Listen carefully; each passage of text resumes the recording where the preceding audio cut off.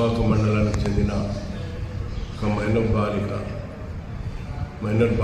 తన ఆరోగ్యం బాగాలేకపోవడం వల్ల తన తల్లి సిద్దిపేట గవర్నమెంట్ హాస్పిటల్ తీసుకుని రాగా హాస్పిటల్లో డాక్టర్లు ఆమెను పరీక్షించి 5 నెలల గర్భవతిగా చెప్పడమైనది. దానితో సమాచారం అందుకున్న ఎస్ఐ దుబ్బాక గారు గవర్నమెంట్ హాస్పిటల్కి వెళ్ళి సిద్దిపేటకు వెళ్ళి ఆమె స్టేట్మెంట్ రికార్డ్ చేసి వేసుకొచ్చి ఒక కేసు చేయడం అనేది. ఇది కేసును ఇన్వెస్టిగేషన్ చేస్తున్న క్రమంలో వేరువేరు సమయాల్లో ముగ్గురు అక్యూజ్డ్,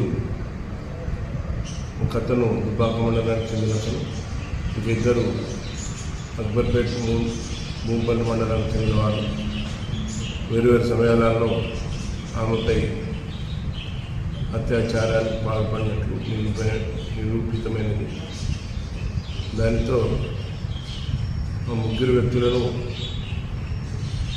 తీసుకొచ్చి పోలీస్ స్టేషన్లో వాళ్ళ confession and seizure panchanama record చేసి పంచులో ఉందట. వారిని ఈరోజు అనగా 8వ తారీఖు 9వ నెల 2024 అరెస్ట్ చేసి కోర్టులో ప్రొడ్యూస్ చేయనున్నది.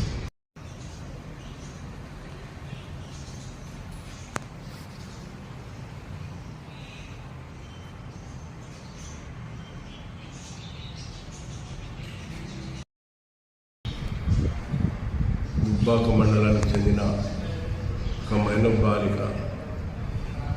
బాలిక తన ఆరోగ్యం బాగాలేకపోవడం వల్ల